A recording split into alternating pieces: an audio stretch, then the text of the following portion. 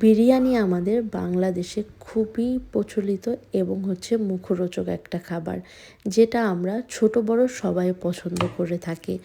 বিভিন্ন বড় বড় অনুষ্ঠানে বিরিয়ানি রান্না করা হয়।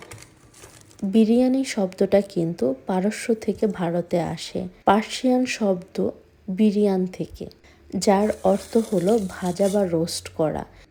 আর এই বিরিয়ানিটা যারা কখনো বিরিয়ানি রান্না করেন নাই তারাও রান্না করতে পারবেন খুবই সহজে। এখানে চিকেনের মধ্যে পেঁয়াজটা একটু বেশি পরিমাণ দিতে হবে, এরপরে আদা রসুনটা একটু কমিয়ে দিতে হবে 3 চামচ বা 4 চামচ 2 কেজি মাংসের জন্য। হাফ চামচ লাল মরিচের গুঁড়ো কালারের জন্য। যে কোনো টিক্কা মশলা দিতে হবে 1 চামচ 2 কেজি মাংসের জন্য। বিরিয়ানি মশলা দিয়েছি 4 চামচের মতো।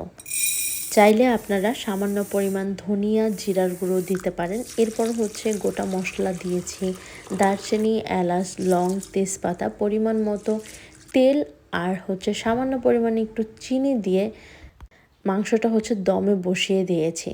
তো প্রথমে চুলার উপরে দেওয়ার পরে কিন্তু মাংসটা একদম হাই হিটে জাল করে নিতে হবে 10 মিনিট। তখনই দেখবেন খুবই সুন্দর পানি উঠেছে, যেই পানিটা চিকেনটা রান্না হয়ে যাবে।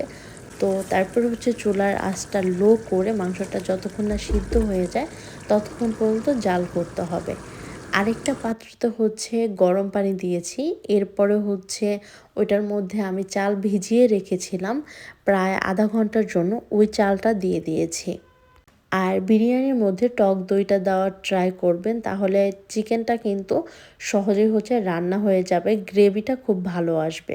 তো চিকেন রান্না করা হয়ে গেলে তার উপরে সিদ্ধ করা চালটা দিয়ে দিয়েছি। চাল আমি 90%-এর মতো সিদ্ধ করেছি।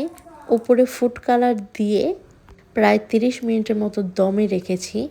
এরপরে একটা পাত্রতে ঘি নিয়েছি, তার মধ্যে শাহি জিরা দিয়ে গরম করে বিরিয়ানিতে দিয়ে ঢেকে রেখেছিলাম 10 মিনিট। এখন সার্ভ করার পালা। দেখতেই পাচ্ছেন কতটা ঝরঝরে হয়েছে বিরিয়ানি। বিরিয়ানির মশলাটা যদি একটু এদিক সেদিক হয় তাও কোনো সমস্যা নেই, যেহেতু আমরা মাংসটা মেখে তারপরে রান্না করেছি। আর চালটা যদি এভাবে সিদ্ধ করে নেন তাহলে কিন্তু এরকম ঝরঝরে থাকবে, এবং চিকেন বলেন বিফ বলেন দুইটাই খুব ভালো করে সিদ্ধ হবে। দেখতেই পাচ্ছেন কালারটা কত সুন্দর এসেছে।